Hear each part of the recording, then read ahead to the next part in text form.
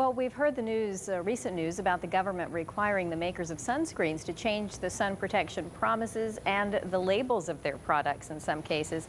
And we've long known about the dangers of sun exposure, of course. But do you know how to spot a potential skin-related problem that could be cancer? Dr. Angela Wingfield, a dermatologist, is here representing Memorial Hospital at Gulfport today, and she has some tips for us. And Dr. Wingfield, thanks so much for joining us. Thanks so much for having me. And of course, this is that time of year. It's always that time of year in South Mississippi. We get so much sun exposure here. It's, this temperate climate we have, people are out year round, so everybody has a lot more exposure than they realize they're getting, and that's part of the problem. Well, you've brought along two key ingredients actually in your lap, and or three, and just to go over those briefly, some of the best ways to protect your skin from the sun. I think it's important, everyone talks a lot about sunscreen. There are lots of other ways to protect your skin though. I mean, you should be wearing a hat when you're out. You need to be wearing sunglasses that protect from UVA and UVB rays. You get cataracts from sun exposure. But sun protective clothing, if you don't want to slather sunscreen all over, then get a UV protective shirt. You can buy them at, sporting goods stores. There's lots of places online. You need to be doing more than one thing. Sunscreen is not going to, be the only thing that saves your skin. Right, but then just like you have the sunscreen, the hat, and the sunglasses, those are all three key elements to have when you're going to be out in the sun. Too. I mean, you need to be under an umbrella. You need to have a canopy on your boat if you can. Oh. What are your thoughts on the new sunscreen guidelines and information that has come out that has some people thinking that some sunscreen labels may be a little bit misleading? I think in some ways sunscreen itself is misleading. People think if they put it on, they're completely protected, and it's just an imperfect system. I think they do need, they needed to make these changes a long time ago.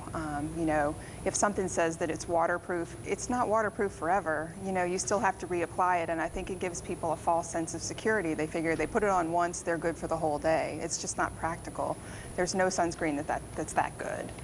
So when you're using sunscreens then, what are the main things that people need to remember as far they should probably use a 30 plus? It used to be 15, yes, but now you go ahead and recommend at least 30 plus. I mean, the higher the number, the better, but there are diminishing returns on what you're going to get after 30.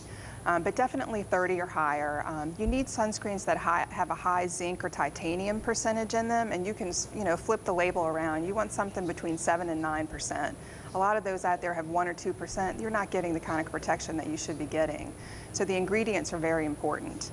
And putting enough on, that's the other thing. People put a little thin coat on and think they're covered. For just exposed areas, not even someone who's in a swimsuit, a shot glass full of sunscreen is about how much you need for the average adult. And that's quite a bit more than what people are putting on. Sure, a shot glass. Well, the free skin cancer screenings are coming up at Memorial Hospital, and Dr. Wingfield will be involved in that along with some other physicians from the coast, and you see the information there on the screen. 3 different dates, and you do need to register ahead of time, is that right? We do. Because we always have a big turnout, and so, to make sure that you're going to have a slot, you need to call ahead because it fills up quick. And quickly, it is important to just keep an eye on any changes in your skin. If you have a change in a mole you already have, or you have a new mole, or you have even a place that might look like a sore, could be skin cancer. A lot of times it's a sore that won't heal, especially on the face. People always think it's a pimple that just won't go away. If it's been there more than a month, it's not a pimple anymore, and it needs to, you need to at least think about that. But a lot of the pre-cancers we see that are easier to treat and get off are kind of scaly, red, shaggy areas on the hands and arms, and people just ignore those, and then they turn into cancer. Okay, well, some great tips, especially as we head into the 4th of July weekend. Thank you very much, Dr. Angela Wingfield, for joining us.